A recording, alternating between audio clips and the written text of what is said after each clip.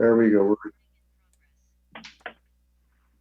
All right. Welcome, everybody, to another session of the Spring into Summer series. Tonight's performance, Panic and Perseverance, Managing to Make Music During a Global Pandemic. And what a pandemic it's been. We're really pleased to welcome a fantastic musician tonight, a local musician, John Carroll. I became aware of John actually recently through the benefit for the Mayfair Theatre that was carried out about, I guess it was about 3 to 4 weeks ago. The Mayfair obviously has been having difficulty, um, with their financial situation, and John, as well as a host of other artists, performed at the Mayfair. So we're very, very happy to have him here tonight. Uh, for those of you who don't know who I am, I think everybody does. Well, and that's my name, anyways. I'm David Globerman, and I'm the coordinator with supporting cast with PAL Ottawa, and I'll be your host tonight. Um, just to mention to you that if you could mute your microphones, which everybody has, this presentation is being recorded and will be later uploaded on our PAL YouTube channel for later viewing. I would encourage everybody that does view the session on YouTube to hit like and share. And if you have any comments about John's performance, which I'm sure will be very positive, please send them to me. Email them to me at supportingcast@palottawa.org. That's supportingcast@palottawa.org. If you have any questions for John about his background or how he's, further questions about how he's been coping with um, uh, performing music and recording during the pandemic, feel free. I think you could probably ask him directly because it's a relatively small group tonight. Or if you want, you can just put your questions in the chat functions, and hopefully he can get to those at the end of the session. Um, Tonight's performance is just one of many in the Spring into Summer series, which is part of our social circle. It started in May and will continue to the end of June. We have many more sessions lined up. We have a few that actually have not been posted to our website, but will be probably by tomorrow or Monday. So I would urge everybody to just go back to the palottawa.org website just for an update of what's in the hopper. About John Carroll, whose successful 25-year career as a singer, songwriter, and performer is deeply rooted in his ability to create mindful, pithy, and insightful songs from his observations of everyday life. He is a sure-footed teller of yarns, and his tales of wit are woven seamlessly through song and stage banter, making him an enthralling live performer. His songs gain further depth by his skilled finger style and slide guitar playing, lending an aching melody or creating gritty background for the images embedded in his lyrics. To date, John has recorded 4 full-length albums, and these are True Confessions of an Infamous Liar in 2002, Lost Radio in 2008, Everybody Smokes in Hell. It's a great topic, great title. 2012, and Live at the Acoustic Grill 2014. John is currently finishing work on a new full-length release called Sings and Plays and Sings Volume 1. So without any further ado, let's welcome John Carroll. Thanks. Thanks, David. I'm very happy to be here, and I'm grateful that you asked me to do this. So that album is actually, I just got the CDs for that new record today delivered, so I'm going to have vinyl in September. Um, yeah, so we thought it'd be a good idea to kind of intersperse musical performance with a bit of a sort of a talk, I guess you'd say. And so I'll just sort of lay out the main idea. Now, the idea that I had was kind of like how the adjustments that I've had to make. I think David did a pretty good job of giving the important details about what I do.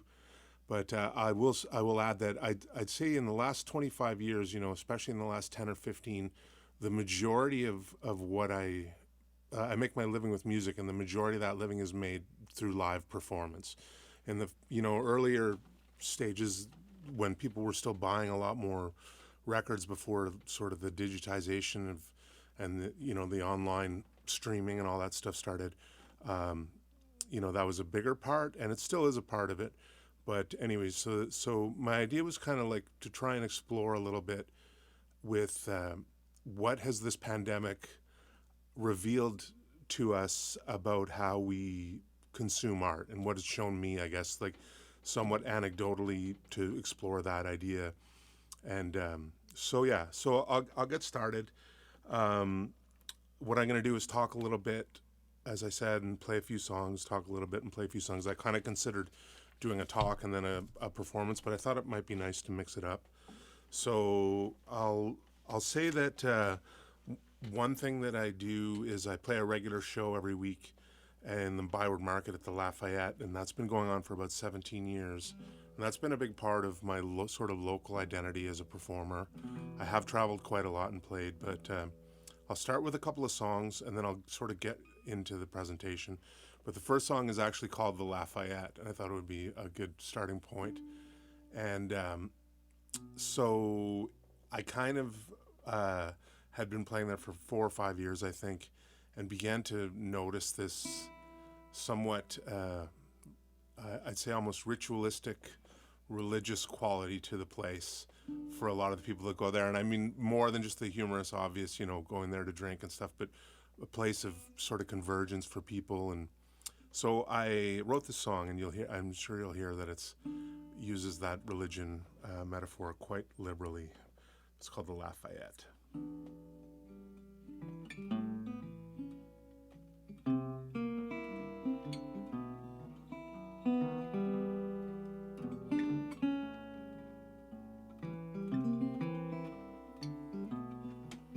Somewhere between the paradise that's promised to the holy and the everlasting fires where the wicked suffer slowly, there's a soul sanctuary where the would-be saints unwind, listening to the jukebox, drinking sour off their mind. It's just about as holy as purgatory gets. There's a room full of redemption down at the Lafayette.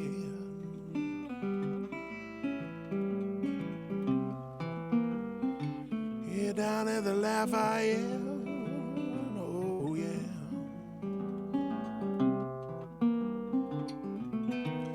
Well, she's older than the Bible and keeps the table on her own, louder than a freight train when the whistle's being blown. She speaks in tongues by midnight, but her ruckus ain't no sin. Every time she lets her laugh out, everybody else joins in. She's larger than a legend, and no one outdrinks her vet. And she's gonna be here when they're all long gone, down at the Lafayette.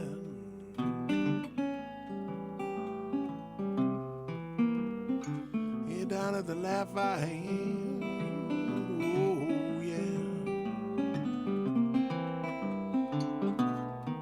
Said there were no kind of medicine for Dr. Spooner's ears, and what he had could cripple Lord if it didn't kill. Well, somehow he made his way here. No one really knows how for sure, but with a quart of holy water, he was miraculously cured. She was more than he could carry, and it wasn't worth regret. So he left it all behind him, oh, down at the Lafayette.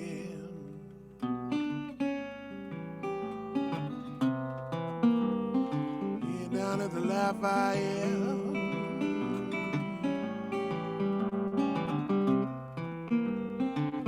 And now the Reverend Ronnie gives a sermon every Saturday afternoon, paves the path to paradise right atop the road to ruin. All the masses come and listen to the Reverend Pickham Graham, a psychedelic redneck prophet washing away their sins. He's got them full of holy fever. It's only his first set.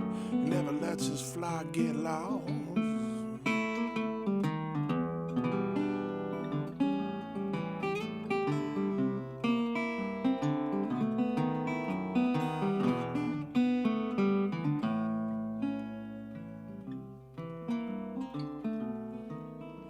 lost. Tom and Jordan, they're the angels at the gate. And though the turnstiles overflowing, somehow you never have to wait all that long for what it is. It's gonna ease your worried mind. From all you weary souls and leave your woes behind. And don't worry about a thing. They're gonna keep your whistle wet. And the last call never really come down at the Lafayette.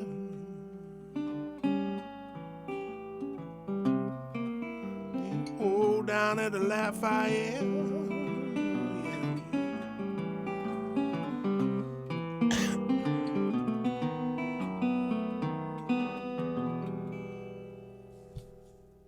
All right. So that was the Lafayette, a little ode, if you will, to the place. So I'll just kind of start digging in here, and I will say, as David mentioned, if like I'm going to assume that some of you probably have an arts background or an arts connection, and I'm going to try and look at this idea of what the pandemic kind of revealed to us about how we connect and consume art, and through music. But I mean, I feel like the ideas probably apply in different ways to other fields as well. And if you have any questions and you're worried about forgetting them, feel free to shoot them in the comments, and we'll definitely have time after to have a discussion. I don't want to come at this from a point of trying to teach anybody anything. I just want to give an impression and maybe generate some thought and maybe some discussion on the idea. And so I think in order to start, we could like kind of look a little bit at how things were before the pandemic. So for musicians, I can say that, like I'd mentioned earlier, a lot of what we do is basically, like in terms of making a living, is in live performance, if not most of it. And the gradual advent of streaming and these other kind of ways that people access recorded music now has really undercut. There was a point in time, I've just made my 5th CD, and every CD I've made has sold less than the one before it, because I started in the early 2000s.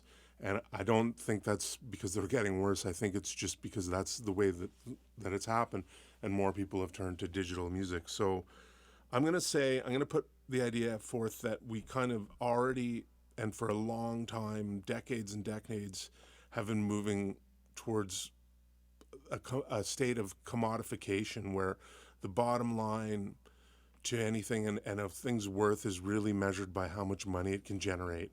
And I think we've all kind of, bought into that on some level or another. I think this has very much affected how we deal with music. So I think what's happened with before the pandemic was we found we were still able to make a living as musicians and artists, but maybe we didn't realize how sort of precarious that was until this happened.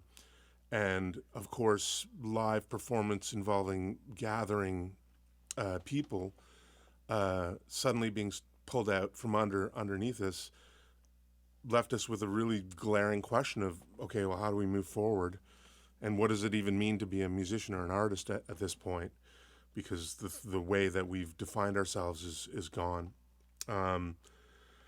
So anyways, and then maybe the deeper question of like, how do we value music? Like what's important to us about it and everything, is it? And so, is it like just a point of congregation for us? Is it something that we have a personal connection with?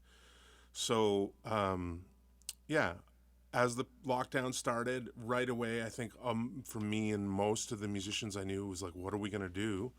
How are we going to make a living? But also beyond that, because I think the relief came in pretty quick there. But beyond that, where do we fit in this sort of radically different scenario than the one that was happening a few weeks or a month before it started? So I'm sure, as you all know, and as we're doing now, is having this sort of live virtual concert. That was one of the immediate kind of reactions. And so for me, I started doing these right away, and I worked on getting a good sound set up and everything, so that, and I found that people were incredibly responsive, And I think it revealed right away that is one thing a live performance really does is create a point for people to connect. And I think that's pretty obvious, from shows and the culture we have around music festivals and bars and concerts and stuff. But anyways, it started out like that. I was doing different kinds of performance. I was doing musical performance, and I was doing some performance art type stuff. A couple of things I did, I would read Dr. Seuss books. I would live stream myself reading a Dr. Seuss book over the top of the Apocalypse Now soundtrack, which I have. I would embellish Oprah quotes with nihilistic endings and read that to, Roxy Music album or something, but weird stuff. Anyways, so just trying everything really, and people really responded, and people were really generous, and they would tip and support those things in the live shows, which told me that it really does matter.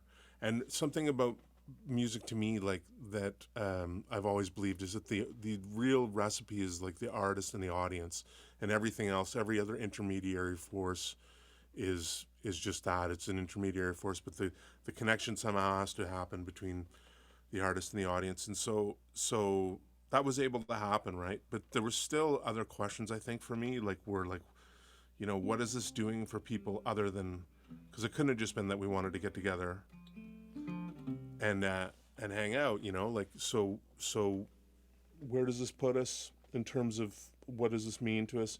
And so I really believe that art and music are something that show us things that we need to see in order to give our lives meaning, and I think tying that in a little bit, I won't talk too much longer before I play more music, but tying that in a little bit to the thing about streaming and stuff is this idea of you can have all the music in the world for $10 a month. And what does that mean, Like when I was a kid, I would buy a record. I would listen to it 10 times before I even really began to bond with it. And then I would have a years, if not decades-long relationship with that album. I think having everything at our fingertips, it's almost impossible to have those, it's too much. And we end up in this sort of superficial relationship with all the music and stuff. And I think that really undermines the idea of artists making a living from making recordings. So anyways, I'll leave it at that because I feel like I'm sort of drifting on my train here, but I'll play a couple more songs and maybe get back in a little bit more. But yeah, so basically started doing live stream shows and connecting to people that way and finding that people were really supportive of that. Here's a song called Lemonade, which I think is a good pandemic sort of anthem.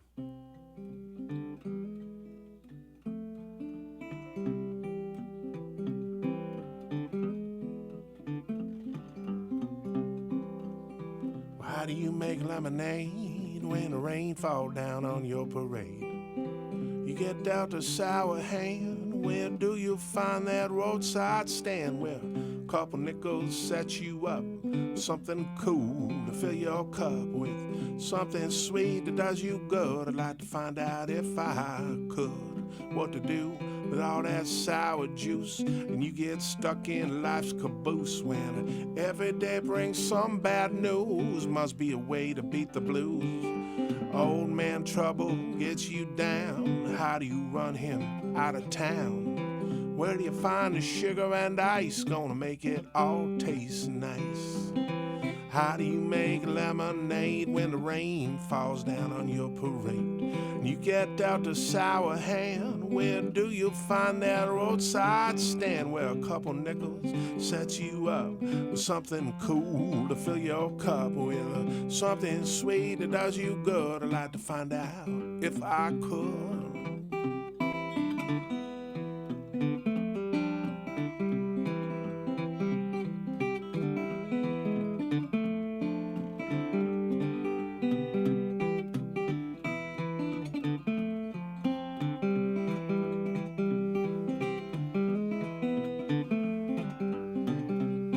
See, life is one big lemon tree, and I got to find a recipe.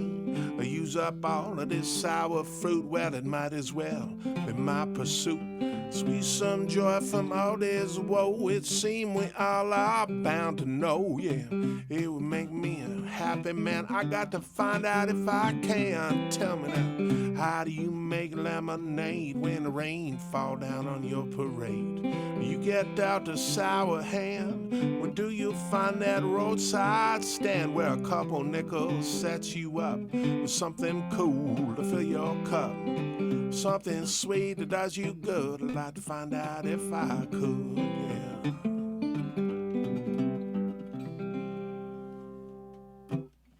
Right, that's lemonade. So we were making lemonade at the beginning of the pandemic for sure. And I'll play a song and then I'll tell you a little bit more just about some of the things I was doing. So this is called, I'm going to play a couple of, actually, I'll play this heavy tune. It's a weighty number. It's called Gravity. It's one of my early compositions. But things were feeling pretty heavy, at the beginning, so.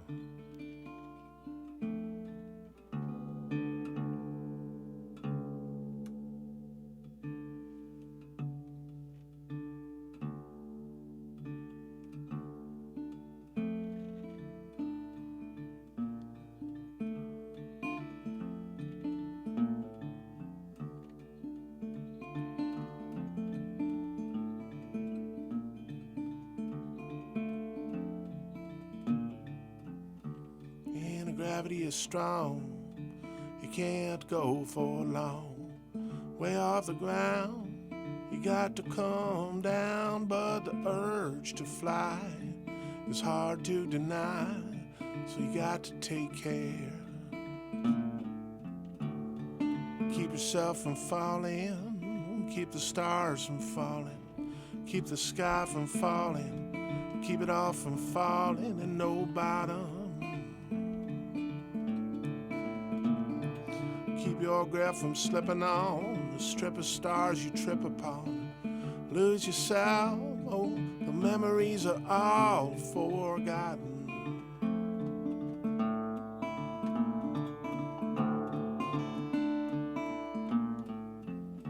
Yeah, with many dark charms, wide open arms, she's hard to resist, she's apt to insist. So you pull away slow and don't let your fear show. Well, you turn and you run. Keep yourself from falling, keep the stars from falling, keep the sky from falling, keep it all from falling and no bottom.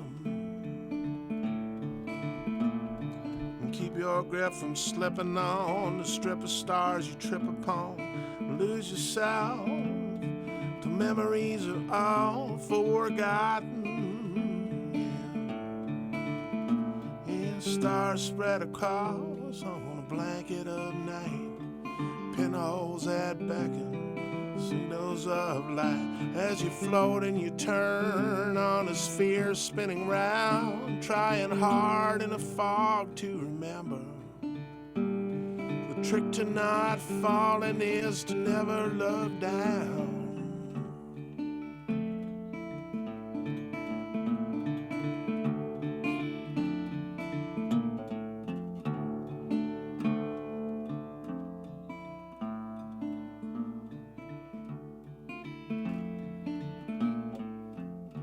Yeah, the chasm is wide, you look over the side, you're tempted to peer in spite of your fear. You're tempted to leap into the infinite deep. You got to pull yourself back. Keep yourself from falling, keep the stars from falling, keep the sky from falling. And keep your grip from slipping on the strip of stars you trip upon. Lose yourself, the memories are all forgotten.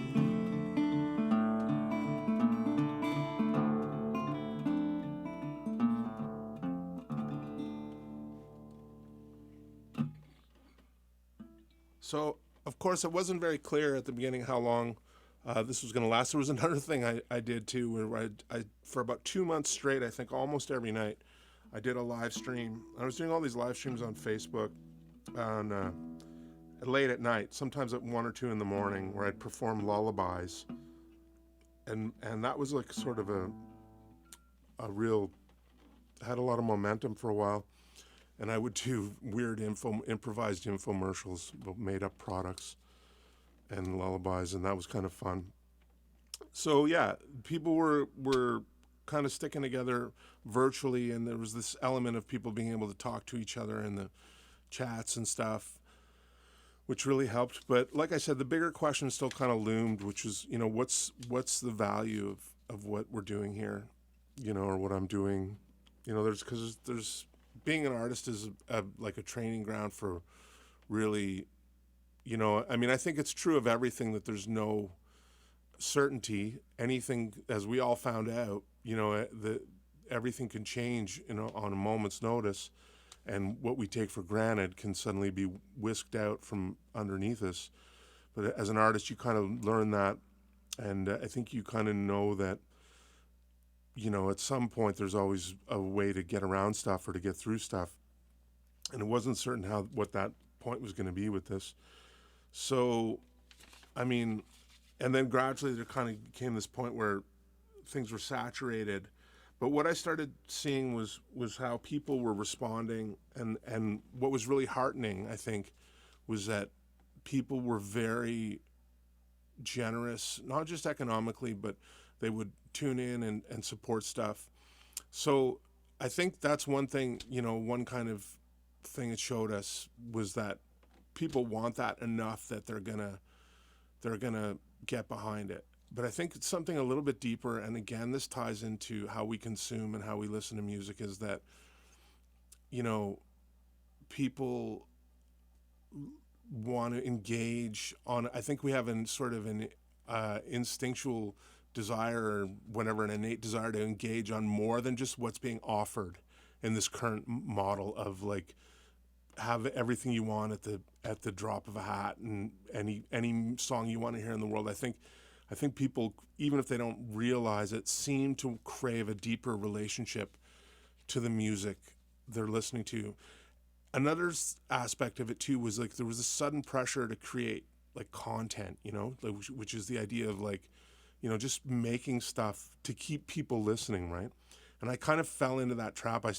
In a way, I set up a Patreon page, which I really am glad I did, and I still have it going. And it sort of kept me committed to working on songs, because one of the main things was like I said on my offer was I'm going to do a new song every week, and ultimately that led to the album that I've just sort of put out now. But at some point I had a sort of a crisis of, I can keep coming up with interesting ideas, but at some point we're so saturated with content, with artifice, with stuff that is just there to keep you feeling like you're doing something.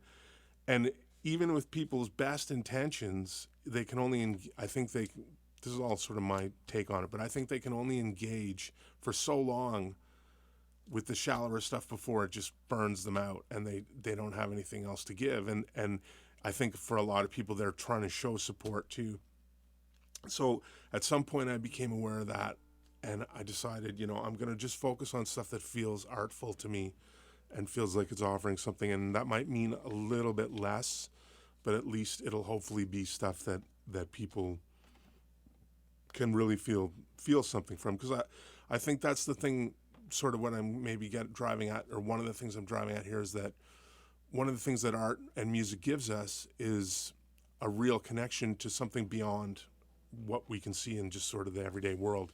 And I think we need that, because otherwise we're sort of doomed to a nihilistic kind of feeling about life, right? So to me, that goes beyond whether you get paid or whether there's money or whatever, even though all that stuff is very important. Like, it's the idea of what is this actually giving us? And this is showing us, to me, what kind of it is meaning and giving to us, And I think there's this concept that I've been sort of studying.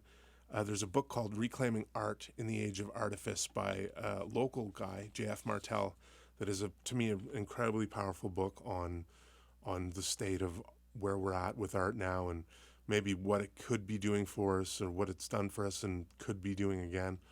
And there's this concept of a rift, which is the appearance of an element in a piece of art that kind of doesn't necessarily fit in. It's like a crack, like Leonard Cohen famously quipped, like there's a crack in everything, and that's how the light gets in, you know. And so this idea of the rift is similar to that. It's that there's a kind of a crack in the facade, or there's something there in the sort of wash of symbols that doesn't necessarily belong, but somehow colors everything else that's in it and opens up, you know, some kind of, I don't know what your spiritual beliefs are. I don't think it really matters, but I think anybody who really enjoys art deeply, or music, knows something happens when they enjoy it, right? Something beyond just like a mathematical equation. So I think the pandemic is kind of like a giant rift in the way the world was going for us, and it kind of is opening us up to something, to a possibility about, you know, what we can reconnect with, and maybe there's an opportunity here, you know. So that's a thought that I have. Let's see, maybe I'll play a few more tunes, talk a bit more, as I originally promised. So yeah, so one of the things I did was I have a bit of a recording set up at home, and I thought, you know, it's been a while. As David said, it's been since 2014 since I put a record out. So I thought, you know, maybe it's time to make a record. I'm accumulating all these songs from this Patreon page that I've set up. I'm writing all the time because I have all this extra time from not being gigging in bars till 3 a.m. or whatever, and 2 a.m. and getting home at 3 a.m. And so I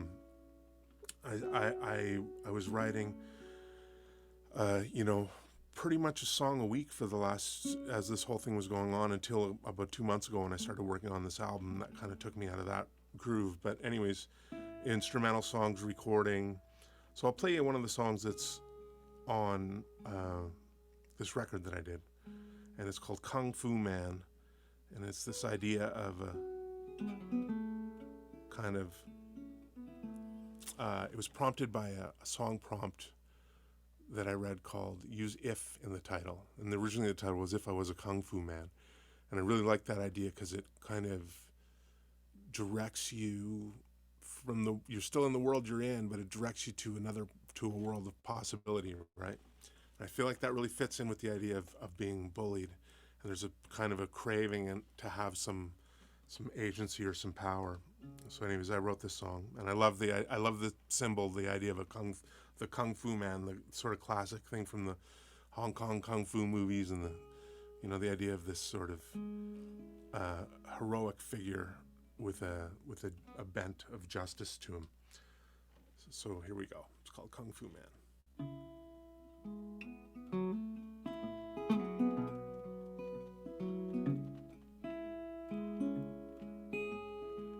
I'm tired of fleeing every thread, playing scenes over in my head, humiliation at the bully's hands. I wanna be a Kung Fu Man. Wish I was so weak and frail, afraid to even go and check the mail. I wish I knew a flying scissor kick. I'm so afraid sometimes it makes me sick. I wanna break through bricks with my bare hand.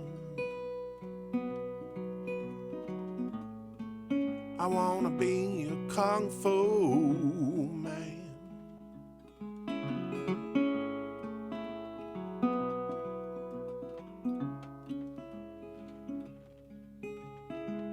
See them coming and I start to run. So many of them and I'm only one. I could beat them all with just one hand if I was a Kung Fu Man. Well, I'd help the helpless and help the weak, and give them all the strength they seek to face the brutish, cruel and tough, and stand up and say they had enough. If I wanna break through bricks with my bare hand, I wanna be a kung fu man.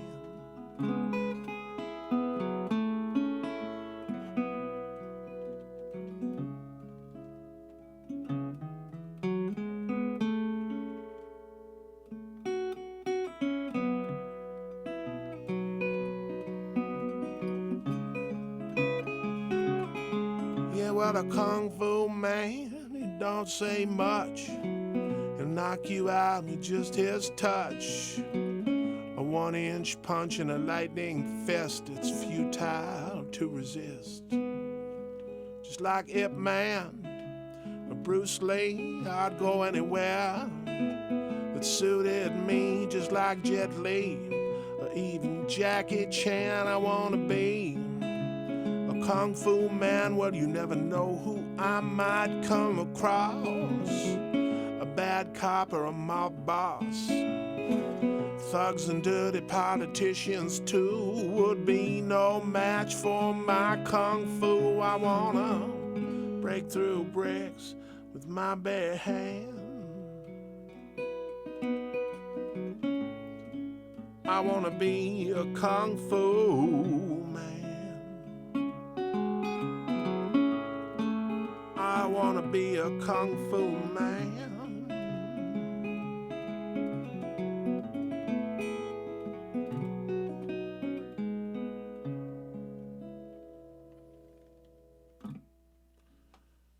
Yeah, so I'm just looking at thank you.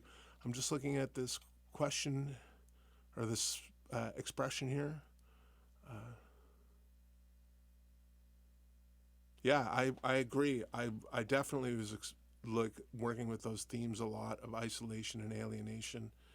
And I think alienation was on everybody's mind, and I think we were put to a threshold beyond anything maybe any of us have experienced. I mean, at least on a collective level, and finding creative ways to build community. So for me, I think finding the balance became a question of finding a deeper reason than just community. Like in terms of that's, to me, that's everything is connections to people. And I don't think life would be worth living without that. But it meant finding a sort of a purpose in terms of, which I think is always there with every artist, but I think it's easy to lose sight of it in this sort of commodity culture that I was talking about, and I'll post the book for you. I'll definitely write it out after.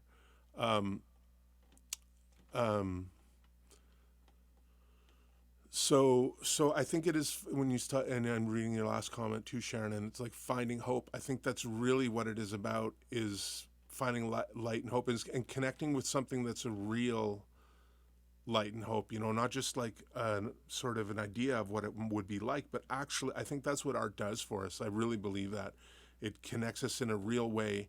And I think one thing that's shifted for me is how I look at a piece of art or an artistic expression, and I see it as its own entity. And I think this is something that's changed everything for me in how I look at it. Whereas before I looked at it as maybe a relationship or a connection to,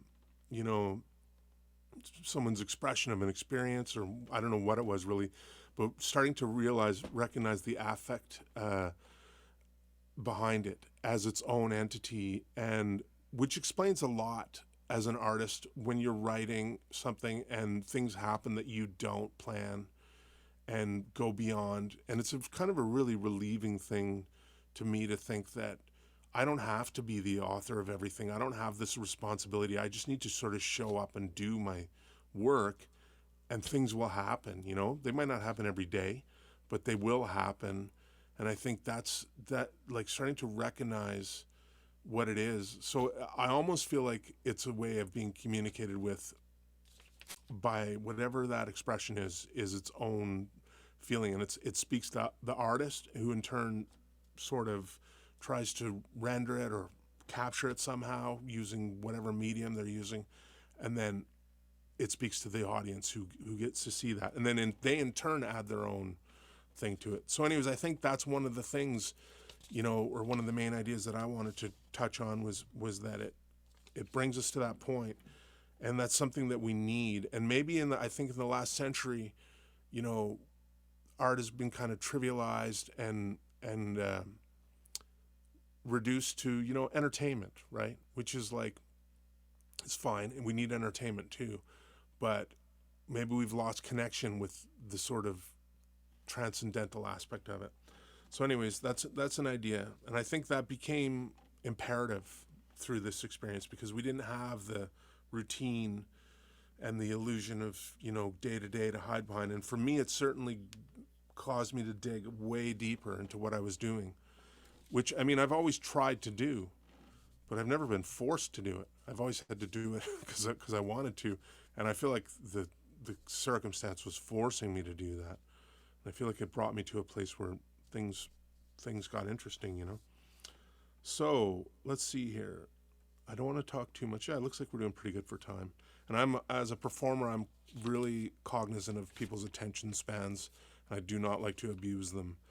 So anyways, so I was writing, and I think gradually over time, the live stream thing kind of drifted a little bit and people got burnt out on that. And probably a lot of people were working in front of their computers, and the sort of longer term existential wear and tear began to really, you know, play out.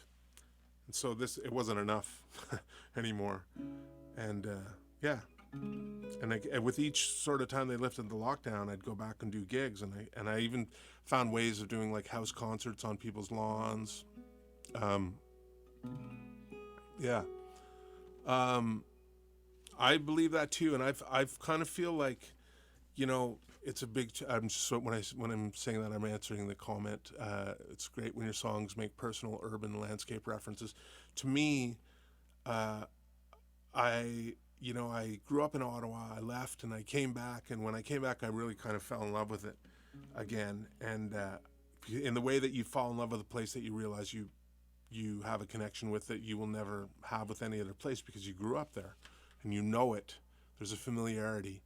So I feel like for me, I've written songs about the Lafayette. I wrote a song about this year about the Imperial Arcade, which used to be on. Maybe I'll play that next. It was inspired by the idea, which is a video arcade that was a 24-hour arcade that was open in the 1980s on Bank Street below Barrymore's. And I used to work there as the all-night change guy when I was a teenager. And it was a really interesting job. And I try and write about local stuff in a way that would be as enjoyable for someone who wasn't from here.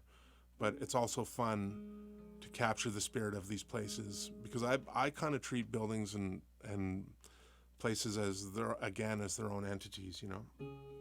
Anyways, this is called the Imperial Arcade, and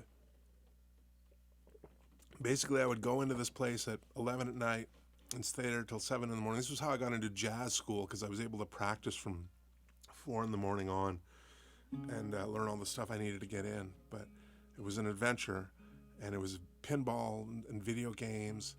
And so I really had, for I think quite a while, wanted to write a song about the place. And then eventually, it took me a while because it's a bit of an epic tune, but eventually this is what I came up with. So I'll play it for you.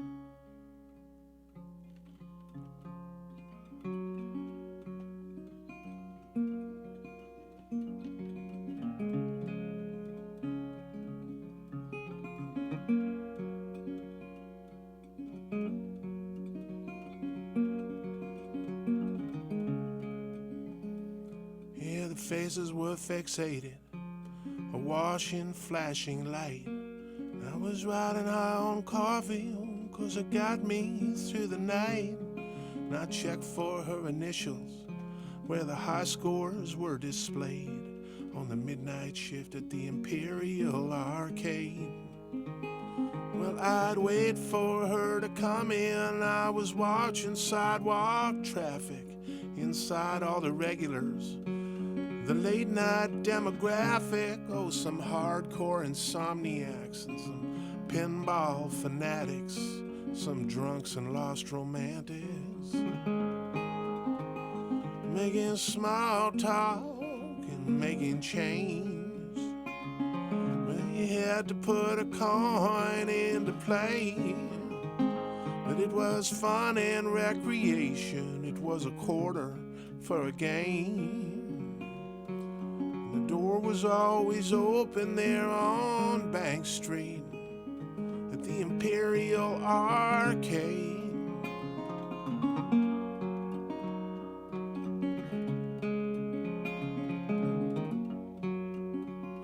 Yeah, her hair was red as rocket fire. No one ever looked so good in jeans. I'm pretty sure she was 22, yeah, but I just turned 18. She played Black Knight and put her hips into it like she was getting paid. She was the coolest part of the Imperial Arcade. And well, I thought it might be love, but I'd never been in love before. And I was funny, but I'd clam up. And she walked in the door, and I wondered, was it mutual? Yeah, but I couldn't tell for sure. So nervously, I swept the floor, making small talk and making change. You had to put a coin into play, but it was fun and recreation. It was a quarter for a game. The door was always open there on Bank Street, the Imperial Arcade.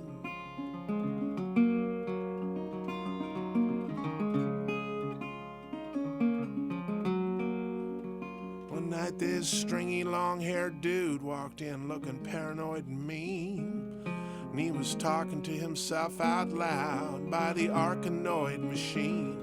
Started acting like a lunatic and throwing kicks into the air. And I said, buddy, settle down. He said, call the cops, man, I don't care. And he'd gone full on Crispin Glover. He was strong and he could kick. And I puffed up because I knew she was watching. And I said, hey, man, you should split. And just then everything went quiet, except for the sound of tintinnabulation and power pellets being eaten. And then miraculously he turned around and ran off and disappeared into the night, much to my relief.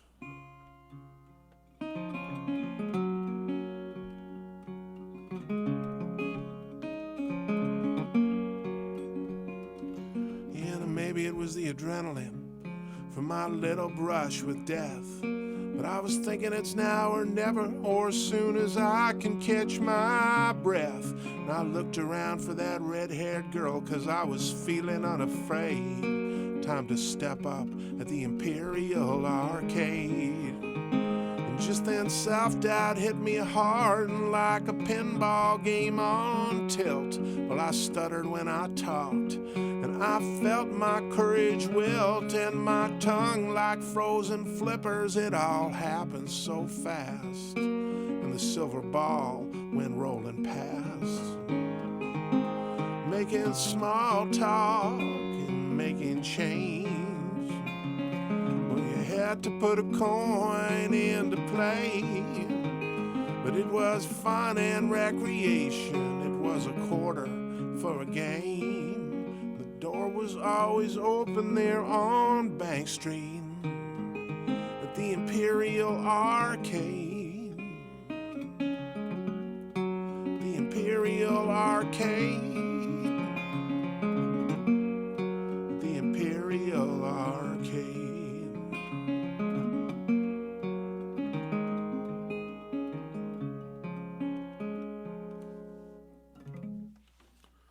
All right, that was the Imperial Arcade. I hope everything sounds okay. I kind of did a sound test before, but I always worry about that. So yeah, so this kind of deeper connection, and I think the sort of powers that be, if you will, without getting too into the realm of conspiratorial thought, but I do believe we can probably all agree that there's a sort of a small group of people who reap most of the economic rewards from the way our arts and music business is set up, such as the CEO of Spotify and the record labels that have stakes in those streaming services and make money off them, while the bulk of the artists make very insignificant amounts. But I think they really benefit from the idea that this we can have it all whenever we want it thing, and people not having a deepened connection to their art, to their experience, and beyond the sort of community gathering that we were talking about. So I think this pandemic, in a way, I mean, I'm sure they all made a lot of money too, but maybe is again an opportunity to really think about that. And so yeah, so I think it was revealed to us in a very strong way the need for that. So let me think again here. Yeah, so I got to writing this record, and I had no intention to make a record.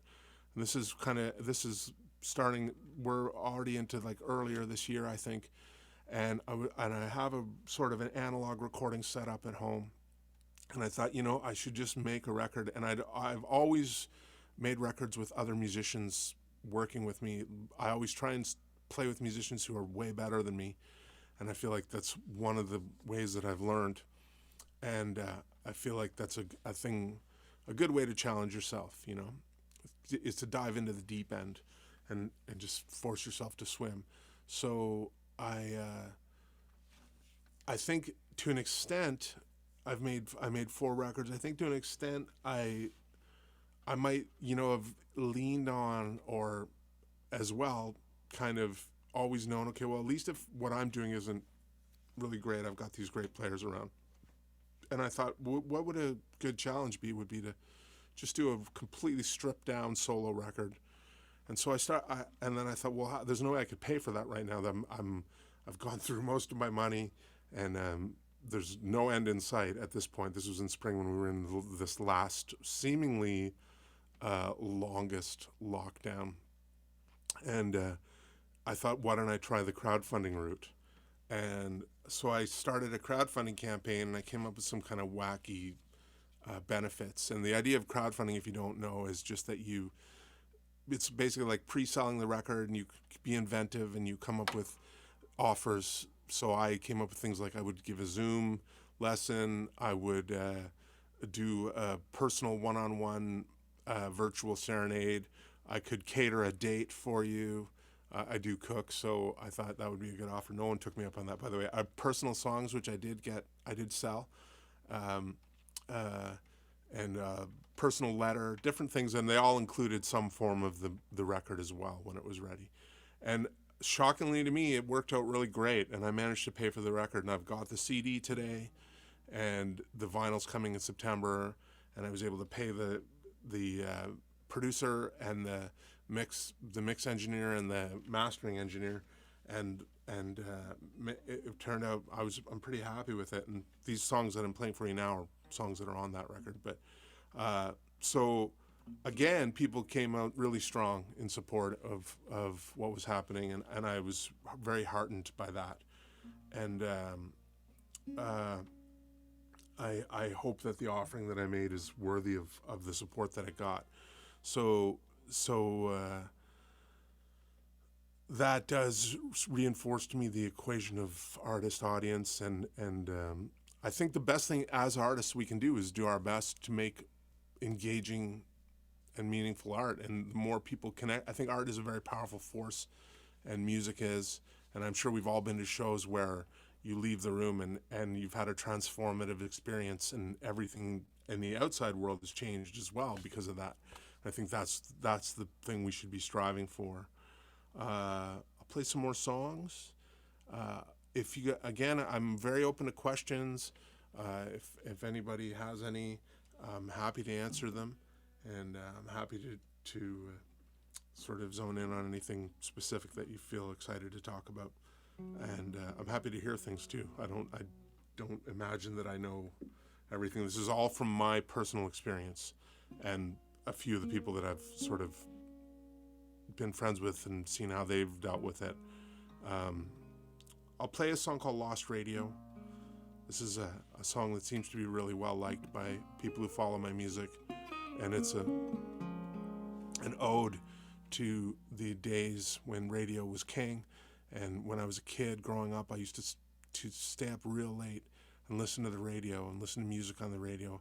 And at night, there's this phenomenon called ionospheric propagation, which is like magic to me, because radio waves travel vast distances that they can't do in the day. So you can pick up stations on AM radio from all over, and they come in and they fade out, and you hear things that you would never hear. And as a kid, when AM radio was still populated by musical stations, it was a great thing for me, and I'm sure a lot of kids. And this is called Lost Radio.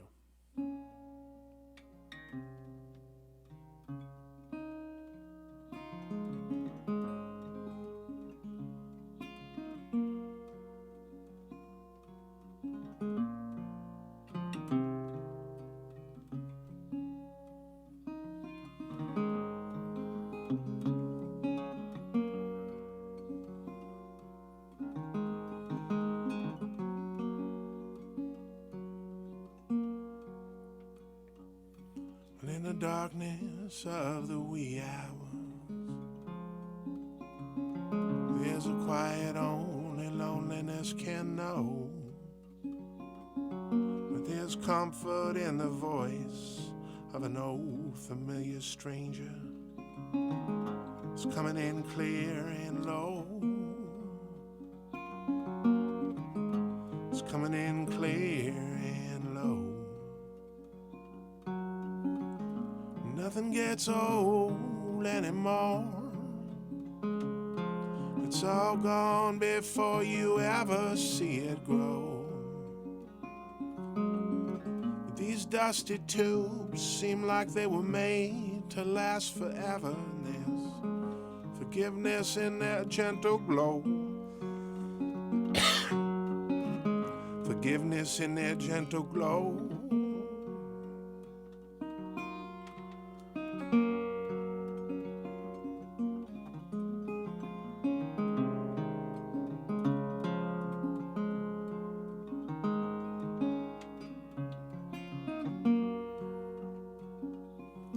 Does it ever sound as sweet as you remember before you lost everything? Can you ever prophesize just how the moment takes you, or the sadness that its absence always brings? Yeah, the sadness that its absence always brings. Moving slowly through the static and the squeal, the whole wide world is fast asleep in the fading memory of the night guard's fascination with a melody that rang so deep, with a melody that rang so deep.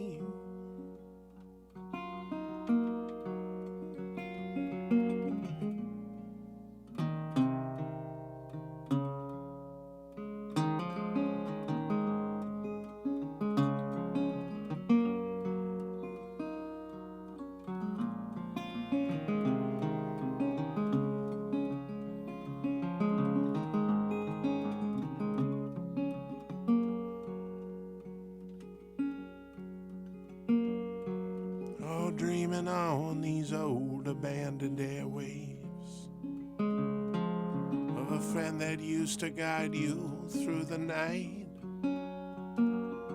like a long forgotten ghost town you couldn't bring yourself to leave, like a song that makes you feel alright,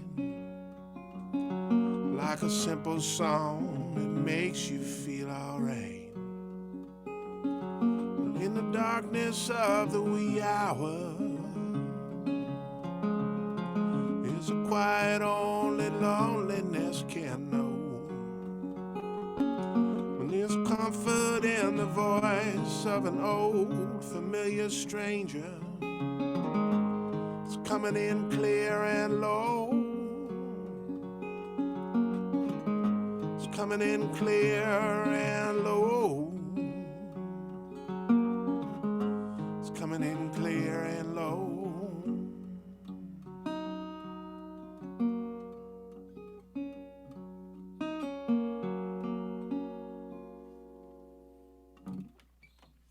right, that's Lost Radio here on the Zoom show, everybody.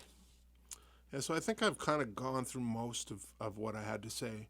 And I think at the end, for me, kind of the big thing, I think another element of the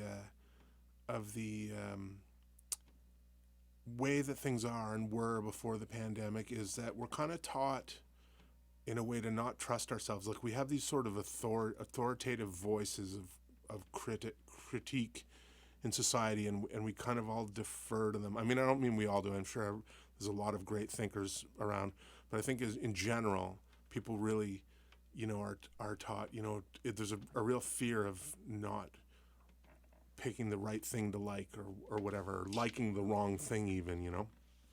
And I think one of the most important ideas that I've been thinking about lately is, and what's essential to me to enjoying and appreciating music, is learning to trust your own feeling about it, right? Like you might not have a mathematical reason why you think something's great, and you don't need one. Like I think that's the nature of music and art. It just appeals to a certain kind of other level of who we are.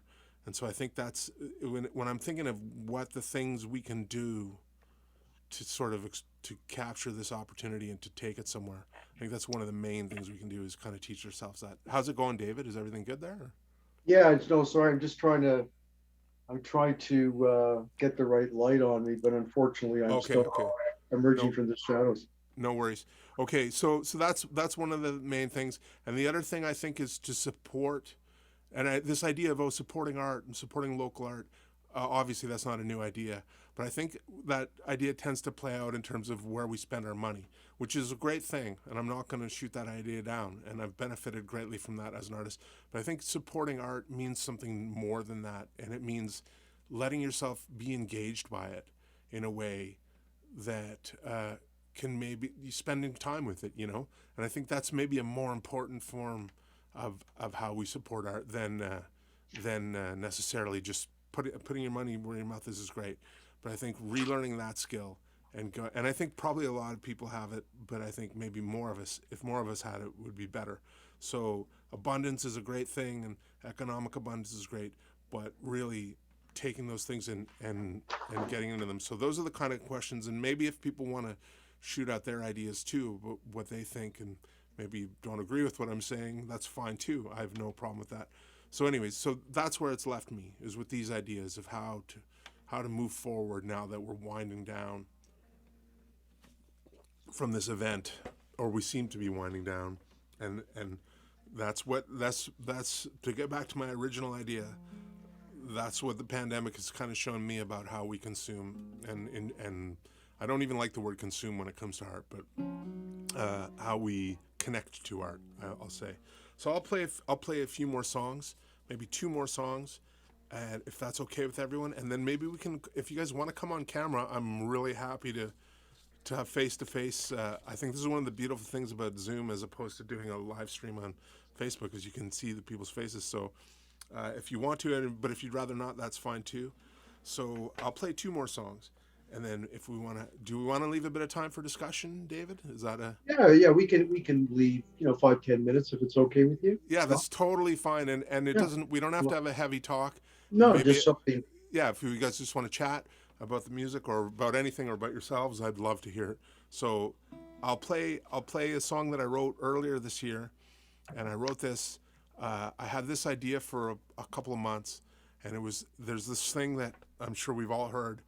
Someone will say something in the course of a normal conversation that may have some vaguely Freudian undertones to it, or maybe not, and then some usually some young guy, but maybe not. Maybe it's a girl with a good sense of humor will chime in and go, well, that's what she said. And so I thought, maybe she said something else that wasn't vaguely sexual, and so maybe I should write a song called That's What She Said and put the focus there. And so I did. And I spent a couple of weeks. This was a song where I wanted to find examples of historical women who had made sort of really brilliant contributions to the sort of collective body of human knowledge, and in areas that maybe women weren't traditionally given as much authority as men, and where women really went way beyond in ways. So rather than just something like maybe some feel good kind of thing, so I did a lot of research, and I came up with this song. Hopefully I can remember it all now. It's called That's What She Said.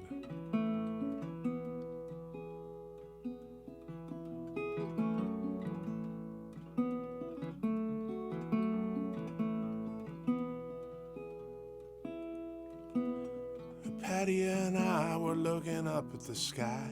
She was pointing out Mars and Venus. All over Egypt and Rome, she was well known for having eloquence and genius. Then she was stripped and flayed and put on display and slain by a mob in the street. And I remember how she explained to me how she could tell where the stars and the planets would be. A stereographic projection of the celestial sphere revealed a picture of the heavens. It was perfectly clear. It came out of her mouth and blew right over my head. That's what she said. That's what she said. That's what she said. That's what she said. Sometime later I was sitting with Ada. I was flustered and I couldn't compute her elaborate vision of an algorithm. She was brilliant and astute. The analytical engine wasn't her invention, but it was she who realized something history still struggles to admit, that a woman could surmise. We could transcend mere numerical calculation and weave symbols together in abstract operations. It came out of her mouth and blew right over my head. That's what she said. That's what she said. That's what she said. That's what she said. Well, I thought she only shone in the kitchen, in the bed. I had it wrong all along inside my head.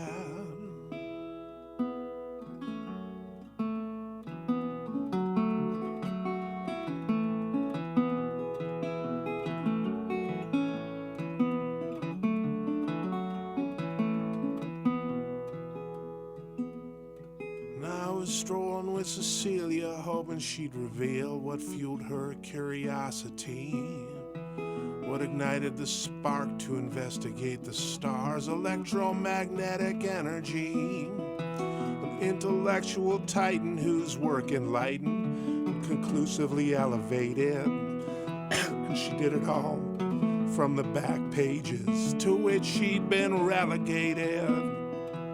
In the carbon-centric cosmos described by men, she said, no, boys, it's mostly hydrogen. It came out of her mouth and blew right over their heads. That's what she said. That's what she said. That's what she said. That's what she said.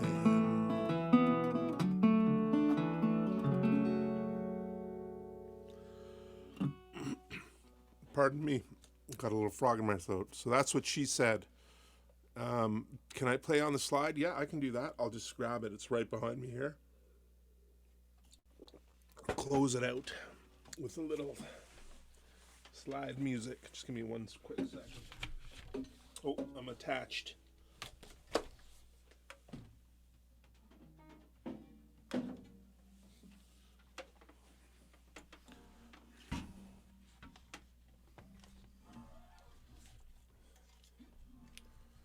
All right.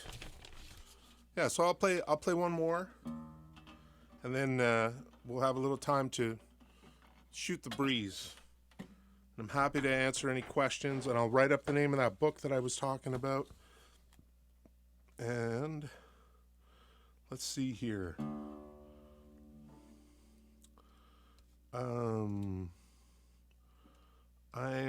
I'm gonna just get my tuner. That's what I'm doing. I'm not checking my Twitter.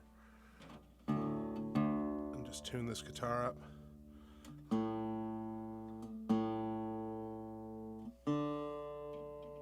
This is a fun guitar. It's a 1928 National guitar. And it's just meant for playing the slide. It's called the style that I play slide mostly. I do play some what's called bottleneck, but I play mostly lap slide guitar. Hopefully you can hear this okay.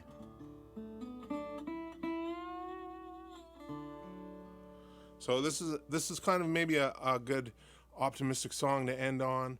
It's called Silver Lining, and yeah, I think there's definitely a silver lining to this situation, and I don't want to, downplay the fact that this was a very difficult experience for most of us, myself included, but I think in the way that it kind of catapulted us into having to ask some difficult questions, that might be a part of what was the silver lining. So that's not the songs. This is an old song of mine, by the way. I wrote this in maybe 2010, I think, but.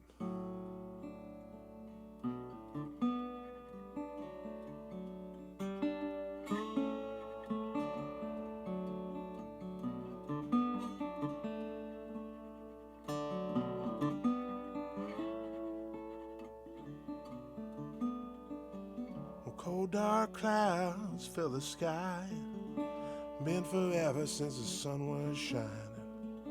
I won't weep and I won't cry, I'll only see the silver lining, only see the silver lining.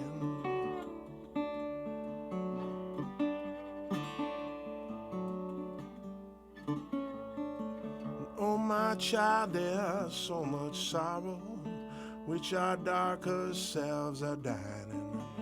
I pray you wake up each tomorrow and I only see the silver lining, only see the silver lining.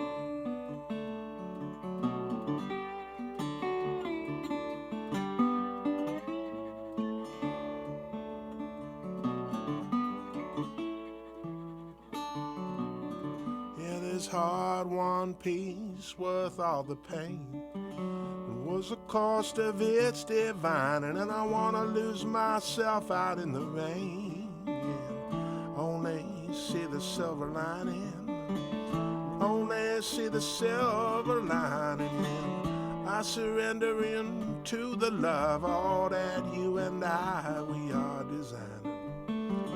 Behold the bleeding skies above, yeah, and only see the silver lining.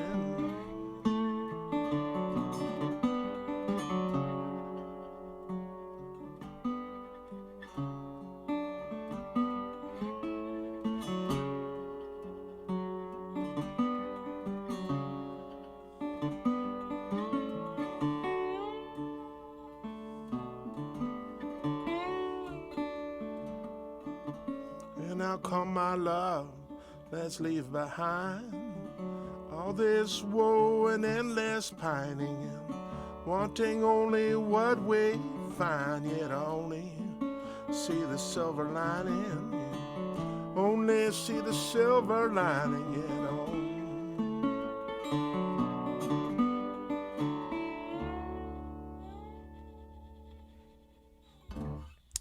All right, that was Silver Lining. Yeah, so I know I probably was a bit redundant in my presentation there, but I hope it's sort of given you a bit of inspiration, maybe stuff you probably already thought about. I'm sure we're all wondering about where things are going, but yeah, so thanks so much for dropping in too. I really appreciate it, and like I said, support comes in many forms, and I think your attention is probably the most precious form that support. So I've deeply appreciated it as someone who spends a lot of time making songs, when people take the time to listen to them. So thanks, and thanks David for getting me here to do this. So Well, yeah, anybody, if you all want to turn your mics on, yeah. and let's all jump Actually, in. John, it's Barry here. I was just when you were talking about the radio things you heard at nighttime, Sure. and I'd forgotten all about it. But I used to go to school in Waterloo, and gosh, we were picking up a station in Buffalo called WBLK, and it was the first time I ever got heard about soul and R&B and Yeah. rap, because it just wasn't being played in Canada at all at that time. But you could only get it at nighttime. Yeah, I would hear stuff sometimes from New Orleans, like it was like, Yeah. Mhm. and I had a shortwave radio too, so that was really cool because you can hear Yeah. stuff from all over the world. This Yeah. was in the '70s, so there was Yeah. Yeah. no internet, and it was a really, Mhm. it conjured a lot of sort of imaginal odysseys, right? Like, where are Right. these places, and sometimes from What's China this? or something, Yeah. but What's this music yeah, what's they're this music? playing? It was really, for me, it was a great experience. Yeah.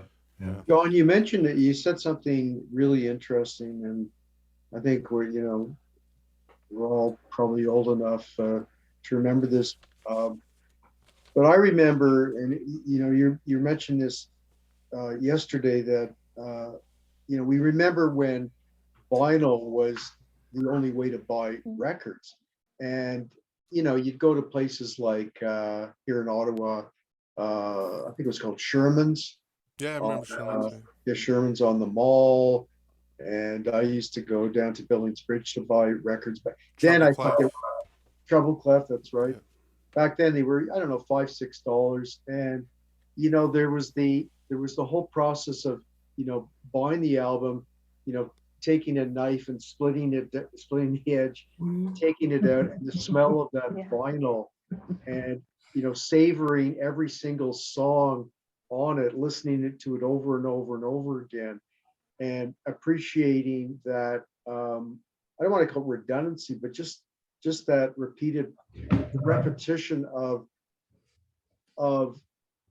listening to something, studying it over and over again, and finding things in repeat listenings that you didn't necessarily the third or fourth time. And that was a different time than today, as you pointed out, that you can just surf from YouTube video to YouTube video at the click of a mouse, or listen to hundreds of tunes on a subscription to Spotify. And we've lost that ability Connection. Yeah. to slow our thoughts down and really appreciate things in a very broad sense. Like, I've been to parties where people will play, sit around the computer and play music and not even listen to the whole song, and then switch to the next song. Like, it's just like, oh, okay, what about that one? What about that one? Right? And it's like, like what I was saying with David, just to give a bit of background, was that, like, I knew there was an expectation when I bought a record. I knew I would listen to it 4 times and not even begin to get it. Like, I would be like, I had to spend time, spend time with it on a superficial level, and then things would start revealing themselves, and I think that's not at all how it is now for most of us.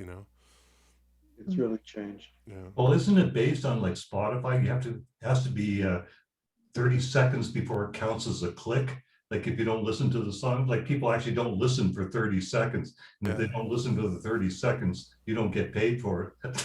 Yeah, I don't know, because I took everything off of those things. Like, There's some time limit like that on it because of that Yeah. issue you just brought up. Like, Yeah. people keep flipping around.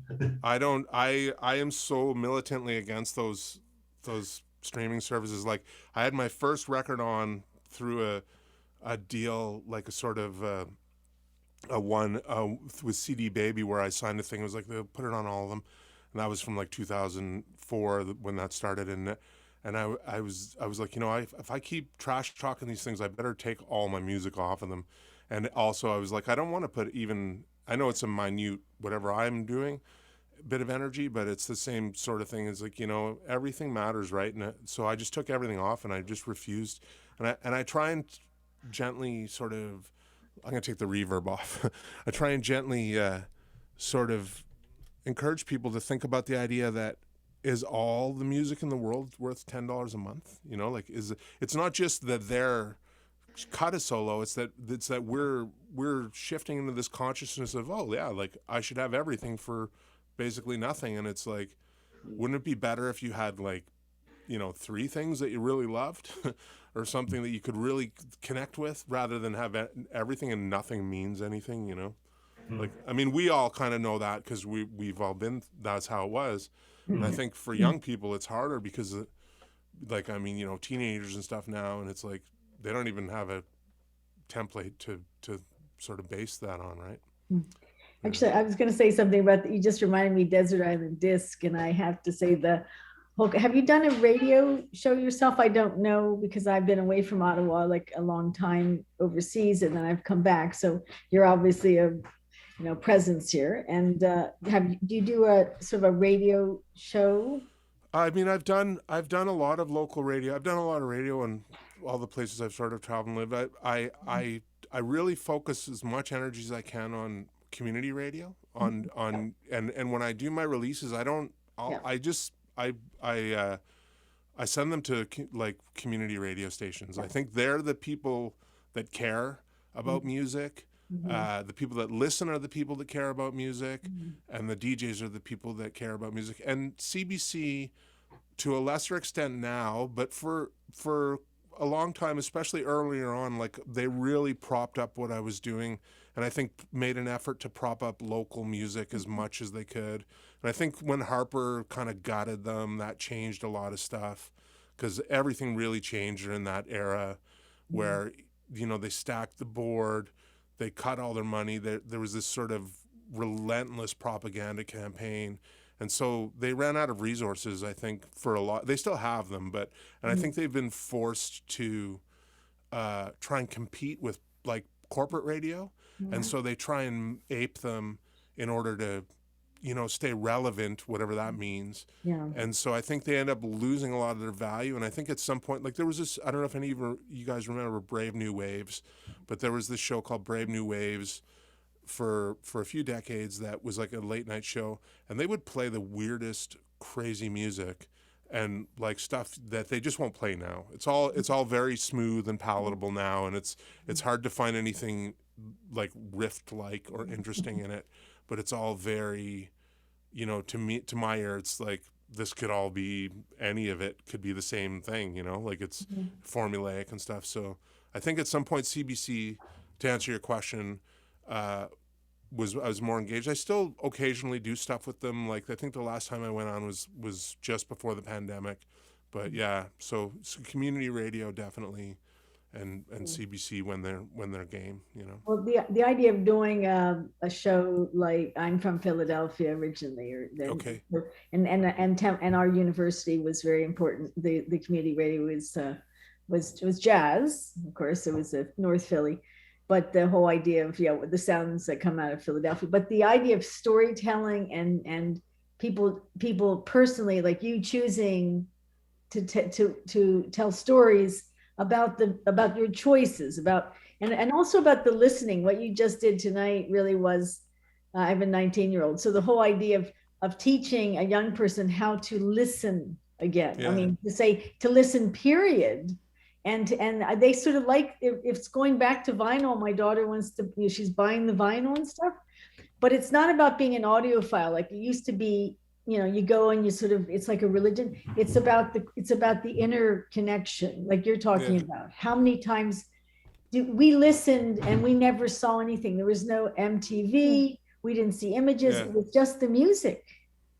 So you're talking about that, and I think it's really a nice podcast or something if you could do something for all age people, but primarily young people that really need to learn that. Yeah.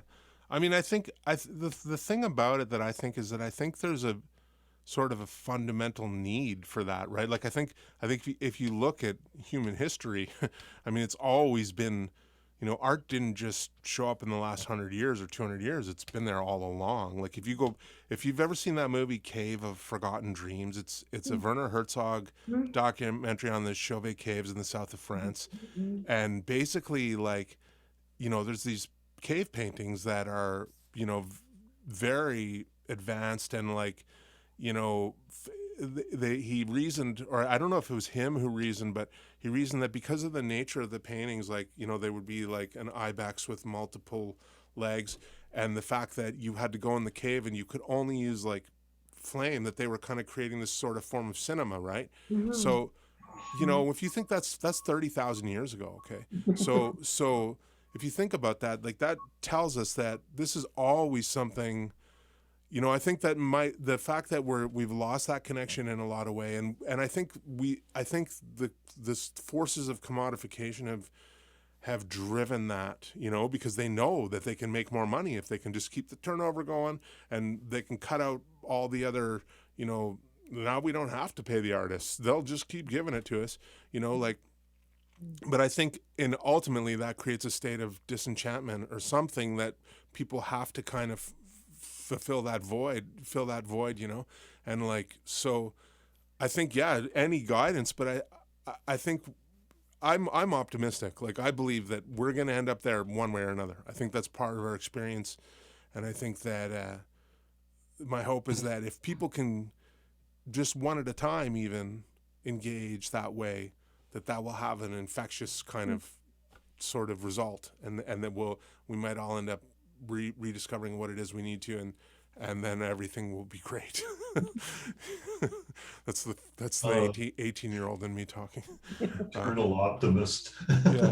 yeah, but I feel that way. I mean, and it's not like my life experience hasn't taught me other, but like, I do feel like that's the experience I have with music and art and everything, right? Like, and when I see something, I'm not a visual art connoisseur by any stretch, but when I see something that kind of speaks to me, I feel that. I feel like that's more powerful than any forces of commodification, or, you know, like corporate manipulation or whatever, or subverting art for advertising or whatever is going on, you know. So anyways, I think it's you're right. It's something we should be engaging in, and hopefully lighting the way for, you know. But yeah. Well, we live in an age of you know, immediate gratification. Yeah. And you know, for like an example, color, like, you know, flat screen TVs, color TVs. I mean, I like color cathode ray TVs. I remember in the late 60s and 70s were really expensive. So if you wanted a TV, the average middle class family had to wait. You know, you had to save up, and eventually you'd get a TV set. Today, flat screen televisions are, I don't know, $400-500, and pretty you get well. them at the drugstore. You can get them at the drugs. Yeah, you know, you're right. At Chopper's Drug Mart. Yeah. Everything has become much more accessible. Everything is digital. You want a coffee? You know, you don't have to line up anymore. You order it on your app and just rush in and rush out. Or sometimes standing in line in a coffee shop to get a coffee, things happen. You know, in a line, sometimes you'll meet somebody, sometimes you'll share an idea, that sometimes you'll talk about art. Sometimes, you know, like, that sort of element of serendipity doesn't seem to happen anymore. Sorry, I don't mean to get pessimistic, but the digitization of life is just, well, it's a problem. Like, it's a problem. And I think that's the thing we have to remember, is that it's an emerging technology, right? So like all things, like, we have to adjust to them, and we have to, you know, find a way to infuse the humanity back into them, right? Like, which is something we see, you know. I mean, I think it's hard to, you know, say, well, this technology in and of itself is a destructive force, but the way people are able to co-opt it has I think, things that are destructive to our soul, you know. Like, it's like, so I don't know, I think that's the problem we're faced with, and that's the challenge, right? You know, and as we see the world change from the one we grew up in, like, we have to find the way to, you know, do what we can to preserve the things that matter or whatever, right? So but yeah, it's interesting. What was the book you referenced? Reclaiming? Oh, I'll write it in the thing. It's called Reclaiming Art in the Age of Artifice. Okay. And Somebody it's- from Ottawa. yeah, JF Martel, whose brother is a musician that I've worked with over the years, who's a brilliant, he's a world class, like, I mean, I guess you would call what he does is somewhat experimental music, but he, his brother, as it turns out, is quite a great philosopher, and I really recommend this book. I've bought 3 copies of it and given them to people. I see it. Yeah, I'm gonna just write it out here. I can't. I'm not a multitasker. I think I sometimes the library, obviously it's been around for a little bit. It's been around. I think it came out in 2014 or something like that. Yeah, and there's Kindle's a Kindle edition. Ooh. I have the Kobo edition. I see here we talk about technology, I know. but the Kobo thing to me is amazing. Yeah. Because you can you know, I like to read, and it's the free samples that I hate to say this, but talk about sampling music, and I don't. My family has a connection with the Spotify, but the free samples, like people sample the literature, and then you can see it and you can read some of it, and well, that's a way of getting it around. I'd like to see authors get paid too.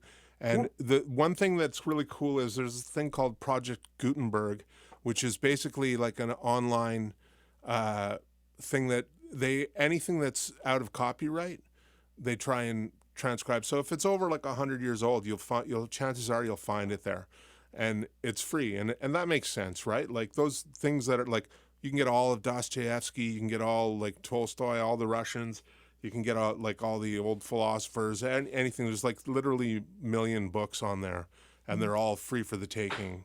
So, and they have them in formats that work with Kobo and Kindle and stuff. So, so that's kind of cool. But I try and buy books for those, actually. Like I try for the Kobo, I do. If it's a modern author, I definitely pay for them full price and buy them. You know. Yeah, this one I can see it's a like 11.19 Kindle edition or paperback 19, or but it's I can. And usually when people reference stuff like you just did, then I tend to look it up and then I just, it's like, it's not that expensive, so you just buy it. Yeah, it's reasonable. And you know like those I think for me anyway, like that particular book I've bought 4 times, so it ends up being okay. If you give it away, right? Then you give copies to people. Well, I get excited and buy things, and I want people to read it. So people who I think would like it, I give it to them as a gift, right? It's really good. Yeah. One of the things I was going to tell you is for one of my first jobs I was in central Pennsylvania. I went to some university in Philadelphia, but I worked at a record store and I got paid in records. Oh, that's good. That works for me. That was my choice. Pay me. I don't care. I just want to be here. I still listen to record. I listen to all the formats, actually. I have cassette, CD, and record. I even have a reel-to-reel player. But they're making reel-to-reels now, like start to finish, all top grade analog things. And so for a single reel-to-reel album on a reel-to-reel, like the real hardcore audio files are paying $500 for just one recording. I mean, I don't know who these guys and girls are, but they clearly have too much money. John, is there a significance to the wolf behind you? No, that's this. Is that your brand or something? Nope, not at all. This is a blanket. So this is a cheap way of diffusing some sound reflections. So I record down here. So I have a homemade duvet behind that blanket, and it's definitely, you will not walk into a professional recording studio and see a couple of blankets hung, but it does like mildly diffuse the sound reflections. So when I'm recording, it helps. So I have a blanket and then a little sort of portable vocal booth type thing here, and that's in lieu of real acoustic treatment. But I have often wondered, do people see that and think I'm like, is this guy like into wolves or something? But no, it's just a cheap blanket that probably came from Giant Tiger and has a wolf on it. Yeah. Well, it definitely gives, the wolf is, I mean, it's got so many connotations. Yeah. All pretty good. I mean, you know, Yeah, they're cool. Wolves are great. Yeah. I've seen them They're in surviving. person, and they're pretty amazing. They're pretty like awe-inspiring creatures for sure. Yeah. I referenced it before, but the Desert Island Disc, I'm fascinated with the concept of if somebody does this kind of show, like it's a British thing, but the idea of just talking to people and saying, you know, talking to anybody, you know, talking about, like Chris White does this, I guess at CKCU, and the idea of talking about what choices do you make? And if you could just make a choice of, you know, whatever you end up in a desert island, what would you bring with you? Me? Yeah, like you, and the concept of this type of a program, like the idea. Oh, yeah, right, sure. Yeah, that's a good idea. Is there a program like this in Canada, or? I don't know. I don't think so. Not really. Like, not that I know of. No. Yeah, No. yeah. It's a good idea, though. It's just very revealing. You know, it's like it's kind of like what books or what films. You know, when you say somebody, what is your favorite film or book? It's hard to select, of course. But music, I don't know. It's very revealing. I think so too. Yeah, it's hard to imagine, as much as I'm advocating, like, you know, deep relationships with specific albums. It's hard to imagine only having one record for the rest of your life. Well, the Vinyl Tap show that is done on Saturday night here, it's not being done anymore. I guess it's over, right? Yeah, he's done. If he's not done now, he's done within the next month or so. Right. So how long has that been going on, if I can ask? He's been doing that since, I think, the mid-aughts, like probably 2006. I remember 2007, 2006, the first few times I heard it.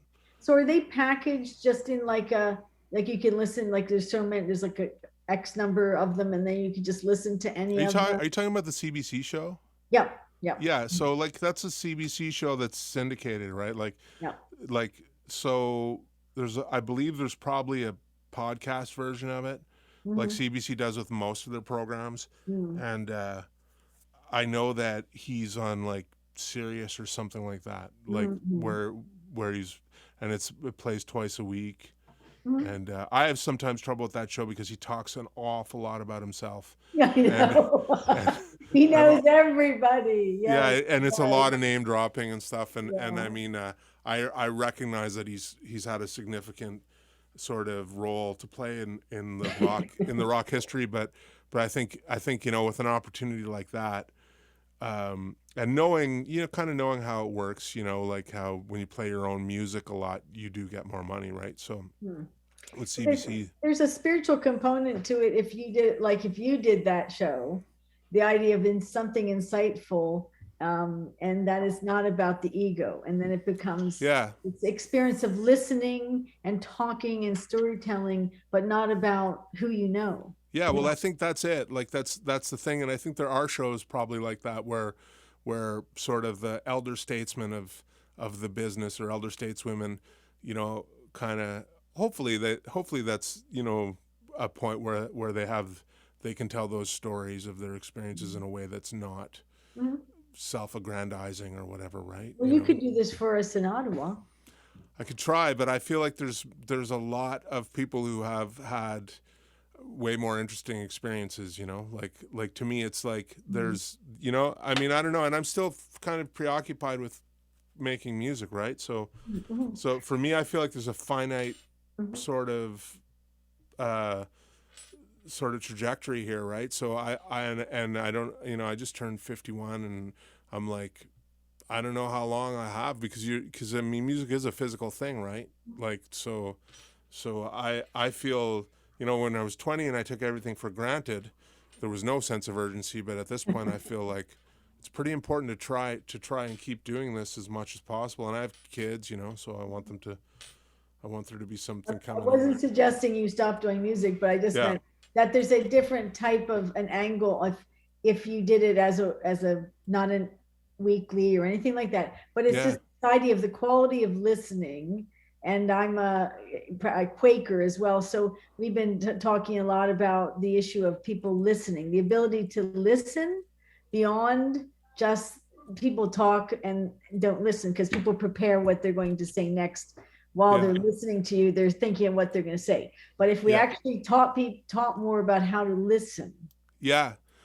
Are you familiar with Martin Buber at all? Yes. So he has this book, I, Thou. Have you read that one? Mm-hmm. So he addresses that a lot. And that's something I've just been sort of recently introduced to. And basically it's the idea of a sort of a reverential approach to not just people, but experiences and things. And I think it's a profound sort of idea where, you know, people tend to, there's because in the beginning he breaks it down. He's like, well, there's the I people who, even when they're dealing with other people, they're really talking to themselves. And, you know, then there's like the it people who really have no room for the self, and they're just sort of obsessed with, you know, artifacts or whatever. And then there's the I thou relationship, which is kind of like, I think the key to everything, right, is if you can as it's been explained to me by the author of that book, Art in the Age of Artifice, it's the idea is like that you acknowledge a thing's existence not just while you're in its presence, but that when you leave it still exists. It has an entire independent existence, and that's sort of a really much more meaningful and profound way to experience something, right? And that leaves the room for the real connection to occur, right? So I can't remember why I started talking about that, but well, the because of the I think there's an element of great compassion in there as well. But, there's a recent film. I'm part of the One World Arts, and I co-founded the One World Film Festival. And we're going to show Joy, which is about the Dalai Lama talking to Desmond Tutu, but it was based on a book. But it's just the conversation between two spiritual beings. Yeah. That listening, for people to watch a film or listen to a film, you might say, about a conversation, about the ability to have an exchange of spirit. It's something people need now. Doug, when you say thought, sorry, I'm just seeing this comment, thought it was some of Henry's art. What was that in reference to? Like, my son who's 12 the wolf. Okay. All right. My son he's into drawing, and he did the artwork for my album cover. So yeah. Sorry, I brought it up, John. Oh no, it's fine.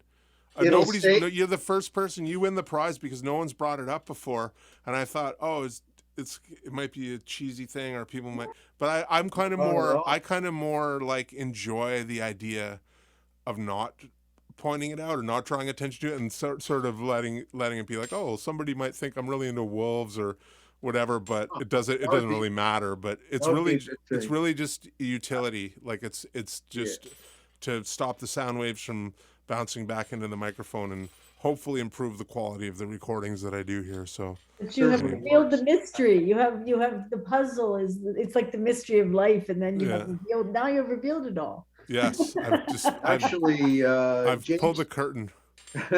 James Taylor put out an album years ago. I think it was called Never Say Die, with a howling wolf on the cover. Oh, cool. That was a James Taylor album. Okay, I don't know that one. I don't know. I think. Yeah, I'm not sure. Or Coyote.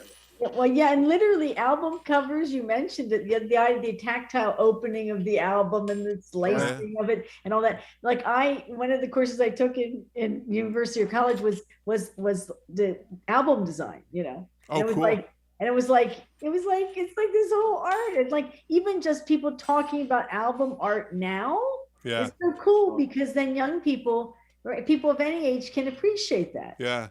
Like I loved those the Roger Dean covers of all those 70s records and stuff. I love those. Amazing. I speaking of my son, I do have to get going soon because believe it or not, it's still a school night, and I have to get those.